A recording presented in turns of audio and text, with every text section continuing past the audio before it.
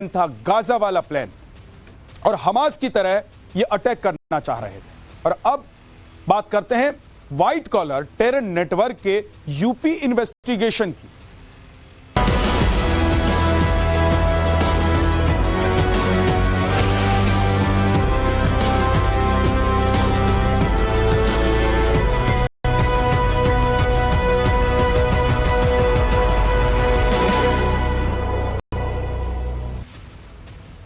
दिल्ली में लाल किले के पास हुए कार ब्लास्ट में कोई जल्दबाजी की गई, और जल्दबाजी में वारदात नहीं की गई बल्कि एक सुनियोजित आतंकी हमला था, जिसकी जड़ें जम्मू कश्मीर हरियाणा से होते हुए यूपी से जुड़ी हुई। सहारनपुर हो या फिर कानपुर, लखनऊ हो या फिर उन्नाव, आतंकियों के तार कई शहरों तक फैले नजर आ रहे हैं।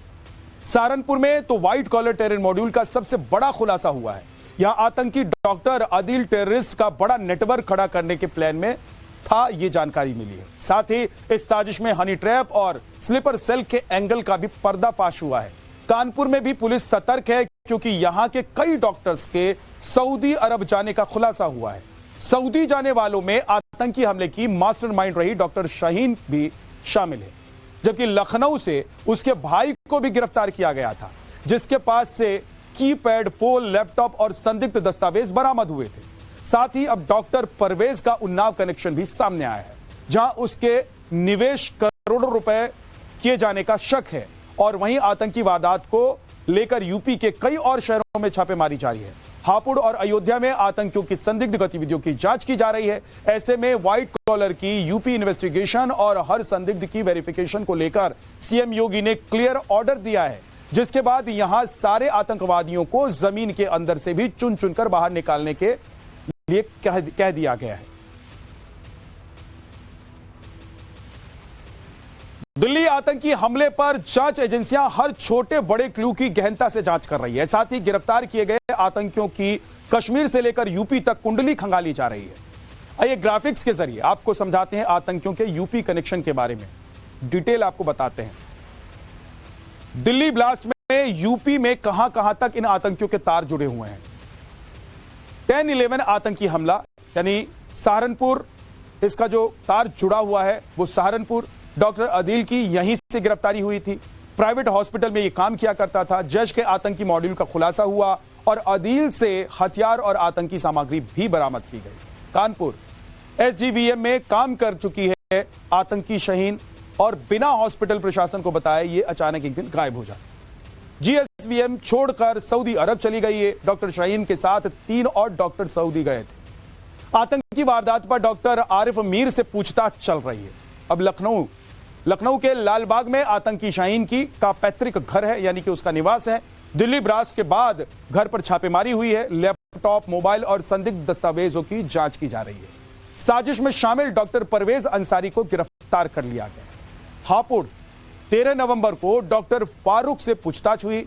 आतंकी डॉक्टर मुजम्मिल का क्लासमेट है फारूक। और उन्नाव, अयोध्या, यहां से कैसे इनके तार जुड़े हुए हैं वो भी आप जान लीजिए। अयोध्या, उन्नाव में भी आतंकी कनेक्शन की जांच की जा रही है, क्योंकि कई ऐसे सुराग मिले हैं कि यहां से भी इन आतंकियों के तार जुड़े हुए हैं। कुछ लोग यहां से भी इन लोगों से कनेक्ट। एक बड़ी खबर आपको बता देते हैं इसी से जुड़ी हुई। दिल्ली ब्लास्ट के बाद यूपी इन्वेस्टिगेशन के दौरान पुलिस ने सहारनपुर में कार्रवाई की है और पकड़े गए आतंकी डॉक्टर आदिल के डायरी की छानबीन की है। इस डायरी में कोडवर्ड्स लिखे गए हैं। कोडवर्ड से ये डायरी भरी हुई है, इसलिए इसे डिकोड करने में थोड़ा वक्त लगेगा।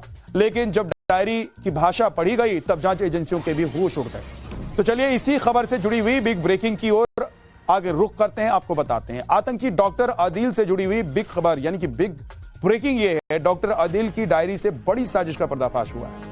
आतंक फैलाने के लिए हनी ट्रैप और ब्रेन वॉश का खुलासा हुआ है। कश्मीर के मुस्लिम डॉक्टर पर थी डॉक्टर आदिल की नजर। ब्रेन वॉश कर कश्मीरी डॉक्टर को आतंकी बनाना इसका मकसद था।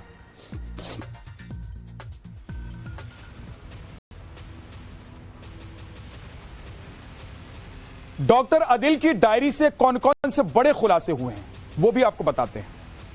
आतंक की डायरी, कोडवर्ड, और कोडवर्ड्स को अभी तक जिन कोडवर्ड्स को डिकोड किया गया है उससे क्या निकलकर सामने आया है। सहारनपुर में डॉक्टर आदिल का आतंकी नेटवर्क काम कर रहा था। हनी ट्रैप और ब्रेन वॉश की साजिश का भी खुलासा हुआ है। हनी ट्रैप के लिए कश्मीरी लड़कियों का इस्तेमाल किया जाना था। डॉक्टरों और युवाओं को हनी ट्रैप में फंसाना इनका मकसद था। ब्लैकमेल कर आतंकी बनाने की इनकी पूरी साजिश और प्लानिंग थी। बड़ी खबर आतंकी डॉक्टर आदिल से जुड़ी हुई। आदिल की डायरी से कोड किए गए डिकोड सहारनपुर में टेरर नेटवर्क चला रहा था। आतंकी आदिल मदरसे के छात्रों को भी आतंकी बनाना चाहता था। आदिल मदरसा के कई छात्रों के संपर्क में था। आतंकी आदिल छात्रों का ब्रेन वॉश कर आतंकी बनाने की साजिश रच रहा था। आतंकी आदिल की डायरी से जो खुलासे हुए हैं उसे जानकर जांच एजेंसियां भी हैरान हैं।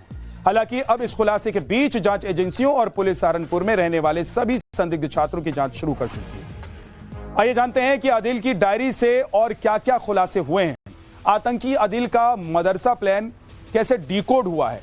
मदरसों के छात्रों को स्लीपर सेल बनाने का यह प्लान था। इसका उमर की डायरी में कम से कम 25 मोबाइल नंबर मिले हैं। ज्यादातर मोबाइल नंबर कश्मीरी छात्रों के हैं। सभी सहारनपुर इलाके में पढ़े लिखे छात्र हैं। डायरी में कई कोड वर्ड्स हैं, लोकेशन और नंबर हैं। आदिल के कई कोड डिकोड कर लिए गए हैं। कई की जांच अभी की जा रही है, उनको डिकोड करने की कोशिश हो रही है। बड़ी खबर, दिल्ली हमले के बाद यूपी के सहारनपुर में बड़ा एक्शन हुआ है। सहारनपुर में सभी किराएदारों का सत्यापन शुरू कर दिया गया है और किराए पर रहने वाले लोगों की जांच पुलिस ने शुरू कर दी।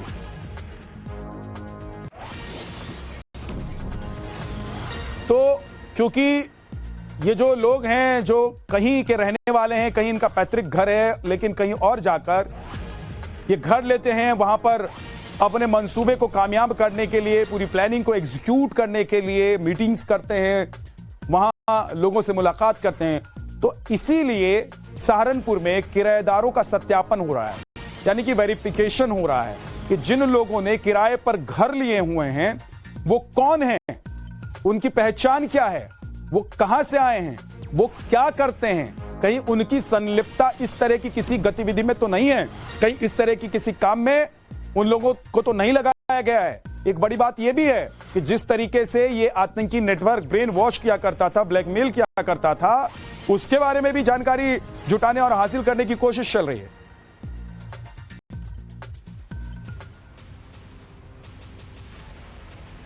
आतंकी डॉक्टर आदिल की डायरी से हुए खुलासे के बाद सहारनपुर पुलिस एक्शन में आ गई है। ग्राफिक्स के जरिए आपको समझाते हैं कि क्या क्या एक्शन लिए जा रहे हैं। डायरी में खुलासा हुआ है, एक्शन में जांच एजेंसियां हैं। डायरी में खुलासे के बाद सहारनपुर में छापेमारी हुई।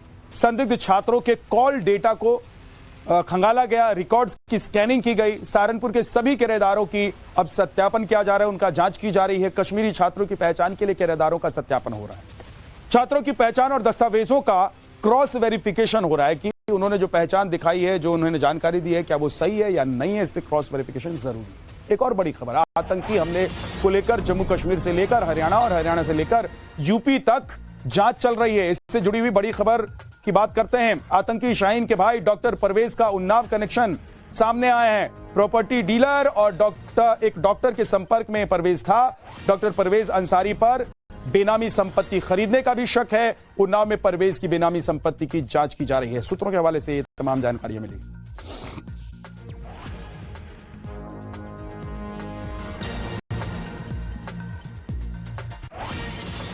डॉक्टर शाहीन और डॉक्टर परवेज का कनेक्शन कई शहरों से जुड़ता दिखाई दे रहा है। कानपुर से कनेक्शन एस्टेब्लिश हुआ। कानपुर देहात में भी डॉक्टर परवेज का आना जाना था और डॉक्टर परवेज उन्नाव भी आया जाया करता था। मैं इस वक्त उन्नाव के छोटे चौराहा इलाके पे मौजूद हूँ। जानकारी ये मिली है खुफिया एजेंसियों को, जांच एजेंसियों को, कि डॉक्टर परवेज उन्नाव में भी अपने नेटवर्क का विस्तार कर रहा था और खासतौर पर जो प्राइवेट मेडिकल संचालक हैं, जो हॉस्पिटल्स चलाते हैं, जो क्लिनिक चलाते हैं, वो डॉक्टर परवेज के संपर्क में थे। छोटे चौराहे पर डॉक्टर मुशीर क्लिनिक है, यहाँ पर भी कल उन्नाव पुलिस पहुंची, यहाँ पर पूछताछ की गई है।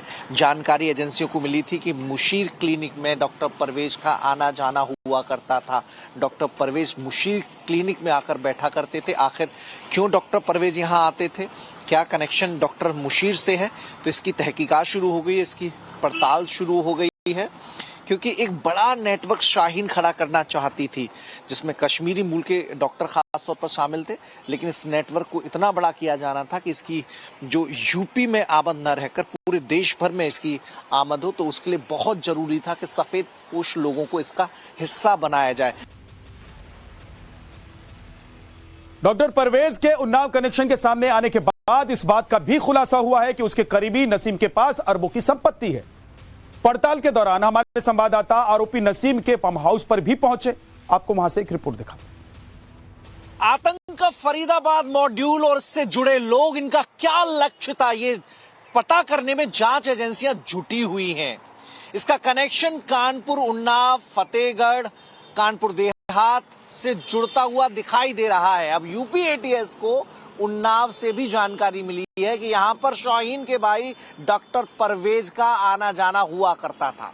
कौन वो लोग थे जिनसे डॉक्टर परवेज मिला करते थे? एक नाम उसमें नसीम का भी है। नसीम वो शख्स जिसका 2 साल पहले उन्नाव पुलिस ने कार्रवाई करते हुए अरबों की संपत्ति जब्त की थी। अब नसीम का नाम इसमें जुड़ गया है कि आखिर ये जो संपत्ति नसीम ने बनाई थी, क्या परवेज ने इसमें इन्वेस्ट किया था या फिर इस आतंक के ढांचे को आर्थिक सहायता देने के लिए नसीम की संपत्ति, आर्थिक साम्राज्य का इस्तेमाल किया जा रहा था। जांच एजेंसी इस बात की पड़ताल कर रही है। मैं इस वक्त कानपुर लखनऊ हाईवे पर मौजूद हूं। जाजमऊ का इलाका है और ये देखिए जरा नसीम की प्रॉपर्टी देख लीजिए। ये ग्रीन विलेज रेस्टोरेंट है। यहां पर जो जानकारी मिल पाई है जांच एजेंसियों को कि परवेज और नसीम की मुलाकात यहीं पर होती थी, जो सूत्रों से जानकारी मिल पाई है। जितेंद्र लगातार इस मामले में अपडेट दे भी रहे हैं, तो ये वो ठिकाना है जहां पर मुलाकात होती थी? जी बिल्कुल, ये कानपुर और ये लखनऊ हाईवे है और यहाँ पर बड़ी बड़ी लग्जरी गाड़ियां रुकती थी और सीधा ये इसीलिए बनाया ही गया था। बताया जाता है कि बड़े बड़े लोग यहाँ पर आते थे और ये बातें होती थी। वहाँ पर किसी के प्रवेश नहीं होता था जब ये लोग आते थे, तो कहीं ना कहीं इस तरीके की बातें निकल कर सामने आ रही हैं इस पूरे। क्या ये परवेज नसीम से आर्थिक सहायता लेते थे या फिर जो आर्थिक रकम परवेज ने इकट्ठा की है उसका इन्वेस्टमेंट नसीम करता था? जी कई चीजों पर बातचीत होती थी यहाँ पे और सबसे बड़ी बात ये निकल के सामने आ रही है, जो परवेज है किसी पहले डॉक्टर का काम करते थे, किसी उसके थ्रू यहाँ पर उनकी मुलाकात हुई थी। मतलब परवेज किसी डॉक्टर के जरिए डॉक्टर नसीम से मिले और उसके बाद यहाँ पर ये यहाँ बैठकें होती थी, बातचीत होती थी। आतंकी डॉक्टर परवेज से नजदीकी संबंधों की जानकारी आने के बाद डॉक्टर नसीम भी नवभारत के कैमरे पर आया। ये बड़ी खबर इस वक्त की। डॉक्टर नसीम में परवेज से अपने संबंधों को नकार दिया है। डॉक्टर परवेज को मैं जानता नहीं हूं, ये नसीम का कहना है। पहली बात तो ये कि मैं डॉक्टर कोई क्वालिफाइड नहीं हूं, मैं ऐसे ही डॉक्टर था और फिर हमको मेरे ख्याल से 20 साल हो गए इस लाइन से हटे हुए, प्रॉपर्टी लाइन में आ गया। और डॉक्टर परवेज नाम से तो जो है तो हमारे एक दोस्त है केडीए में, बस। और उसके अलावा मैं किसी ऐसे डॉक्टर परवेज से कोई कांटेक्ट नहीं कभी रहा। मतलब डॉक्टर परवेज अंसारी से कोई लेना देना कोई कभी नहीं रहा। अच्छा, ये जांच एजेंसियां कह रही हैं, सूत्रों के हवाले से ये चीजें सामने आई हैं कि जो आपकी जो बड़े पैमाने पर प्रॉपर्टी इकट्ठा हुई उसमें डॉक्टर परवेज ने भी पैसा इन्वेस्ट किया था और डॉक्टर परवेज ने अपना पैसा इन्वेस्ट किया, जिसके बदौलत आपने भी यहाँ पर संपत्तियां खरीदी। अल्लाह का शुक्र है कि यहाँ पर किसी को मैंने कभी पार्टनर रखा ही नहीं है। हमारे किसान हमसे तय हो जाता था कि भाई हमें ये जगह चाहिए, उनका पैसा तय होता था, उनसे लेन देन होती थी, वो रजिस्ट्रियां सब वो खुद ही किसानी करते थे और कहीं पर कोई किसी का कोई भी मतलब ये नहीं कह सकता कि मैंने अपना पैसा लगाया।